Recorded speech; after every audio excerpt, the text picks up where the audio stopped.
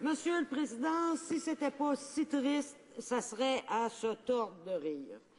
Parce que le projet de loi que nous avons devant nous représente tellement bien l'attitude des conservateurs vis-à-vis la connaissance, le savoir, l'éducation, la science, et même, je dirais même, vis-à-vis la place du Canada dans le monde. Résumons un peu. Alors, parlons de la fonction du Musée des civilisations en matière de maintien d'une collection d'objets pour la recherche et la postérité. Fini, Monsieur le Président. Ça, c'est tout à fait le gouvernement conservateur. Au diable la recherche, au diable la postérité. On voit d'ailleurs au diable la postérité dans leur politique en matière d'environnement. Aussi, le fait que le mandat du musée, jusqu'ici, était d'œuvrer dans l'ensemble du Canada et à l'étranger. Ah! Soudainement, l'étranger a disparu. Plus question de projeter notre histoire et ce que nous sommes à l'étranger.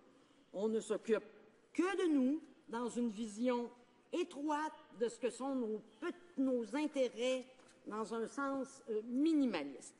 En fait, quand je lisais le projet de loi, je me demandais si ça n'avait pas été écrit par le ministre de la Coopération internationale. On dirait qu'on lui sent sa marque habituelle. De plus, Monsieur le Président, le mandat actuel du musée parlait de compréhension critique. Critique, Monsieur le Président. Quelle horreur pour les conservateurs. Critique, esprit critique, c'est pas quelque chose qu'ils aiment beaucoup. Alors, c'est pas compliqué. Qu'est-ce qu'on fait? On se débarrasse du mot critique, tout comme on aimerait tellement pouvoir se débarrasser des critiques en général. Et puis, comme si tout ça ne suffisait pas, on change le nom du musée. Fini le musée des civilisations. Civilisation. Ça a l'air, en tout cas, moi, c'est l'impression que j'ai depuis que je siège dans cette chambre, que c'est un autre mot que les conservateurs n'aiment pas beaucoup. Et d'ailleurs, notons en passant que les expositions sur les cultures et les civilisations, qui sont pourtant extrêmement populaires, auront maintenant un rôle tout à fait secondaire. Le drame, Monsieur le Président, c'est que ce n'est pas seulement le musée des civilisations que les conservateurs attaquent avec leur politique de terre brûlée. Les conservateurs ont déjà décimé le savoir et la recherche à travers le gouvernement et partout au pays. Ils ont muselé et congédié les archéologues, les archivistes, les bibliothécaires, les scientifiques, mettre de côté la recherche fondamentale. La liste n'en finirait plus, Monsieur le Président. Même dans ma circonscription, ils sévissent, et c'est le seul mot qu'on peut utiliser. Ils sont en train tout simplement de s'aborder la biosphère. Laissez-moi sur la biosphère, parce que les deux dossiers sont très semblables, ont beaucoup de similitudes. Laissez-moi offrir ici ma voix à Hervé Fischer, président de Sciences pour tous, et un groupe de personnalités québécoises qui ont récemment publié une lettre sur le sujet dont je vais citer de grands extraits. Après les compressions imposées à la biosphère en juillet 2012, le gouvernement fédéral met maintenant à pied la majorité du personnel et y installe des employés du service météorologique. Le musée de l'environnement ne survivra pas. Environnement Canada a décidé unilatéralement d'en revoir le mandat. Un certain accès au public sera, semble-t-il, préservé. Mais sous quelle forme et comment opérer un tel musée sans personnel? Voilà le sort réservé à cet emblème de Montréal. Inauguré en 1995 en vertu d'une entente entre la Ville et le gouvernement fédéral, il est devenu en 2007 le seul musée de l'environnement en Amérique du Nord. On assiste aujourd'hui à son agonie.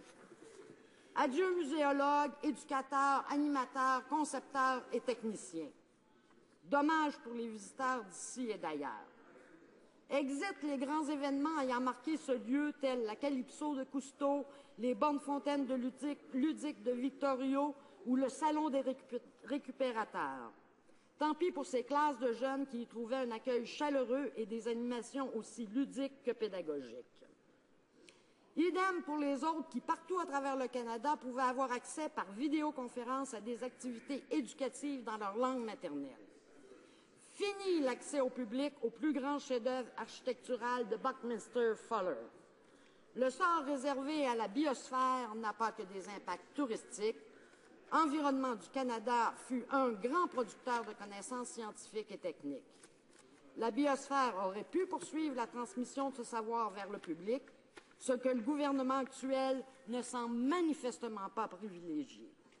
On sabre dans les institutions muséales et patrimoniales, sacrifiant une expertise irremplaçable. Triste sort. J'ai fini de citer, mais j'aimerais souligner d'ailleurs qu'un fier citoyen de ma circonscription, M. René Binette, président du Musée du Fier-Monde, va présenter une résolution cette semaine à l'Association des musées canadiens. Et je suis certaine que l'association va se pencher aussi sur le dossier du Musée des civilisations. Pour revenir au Musée des civilisations, j'aimerais ici aussi céder ma voix à James Turk, président de l'Association canadienne des professeurs et professeurs d'université, d'université, dont je partage totalement le point de vue. Il dit « Cette décision est une erreur. Elle élimine inutilement le plus grand et populaire musée du Canada. Des sections du musée actuel seront intégrées dans le nouveau Musée canadien de l'histoire, mais d'autres, comme l'immense salle du Canada, qui représente l'exposition d'histoire sociale la plus vaste et remarquable au monde, ne le seront pas. Si le gouvernement tient réellement à mettre en valeur l'histoire du Canada, il devrait rétablir le financement de Bibliothèques et Archives Canada, renouveler son appui aux archives régionales et locales et restaurer le budget pour la protection et l'amélioration des sites historiques du Canada. Après quoi, il pourrait envisager la création d'un musée de l'histoire doté d'un conseil d'administration totalement indépendant qui veillera à ce que l'établissement ne devienne pas un véhicule de la propagande gouvernementale. En effet, comme le disaient des citoyens sur la biosphère, tout ce qu'on peut se dire, c'est triste sort. Et j'ose espérer que tous les Canadiens préoccupés par cette situation uniront leur voix à la nôtre pour s'opposer le plus fermement possible à ce projet de loi. Merci beaucoup, Monsieur le Président.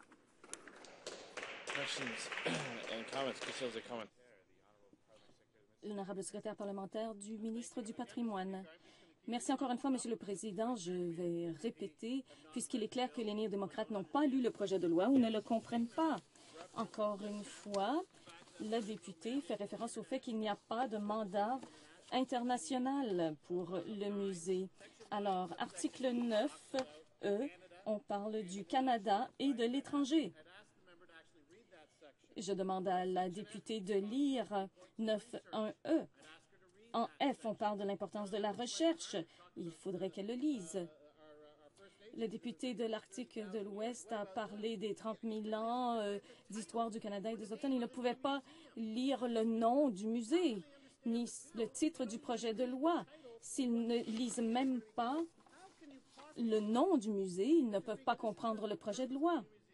Voici ce qu'on dit au sujet de l'objet du musée, qui est d'améliorer, a pour mission d'accroître la connaissance, la compréhension et le degré d'appréciation des Canadiens à l'égard d'événements, d'expériences, de personnes et d'objets qui incarnent l'histoire et l'identité canadienne qu'ils ont façonné, ainsi que de les sensibiliser à l'histoire du monde et aux autres cultures. Comment ne pouvez-vous pas appuyer ce mandat?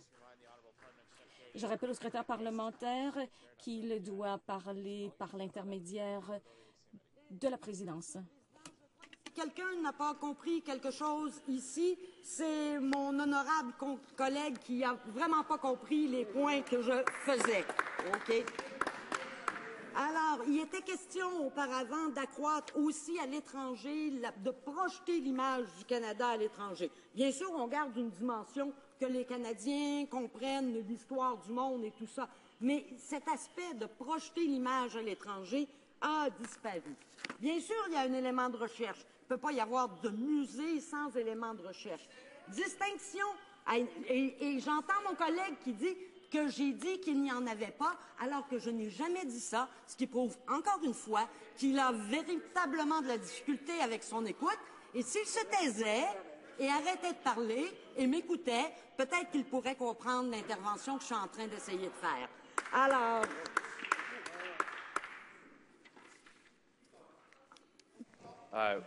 Well, I'll stop the member there because I see some other members rising. Je vois d'autres personnes qui veulent intervenir. Questions et commentaires. L'honorable député de Margaret.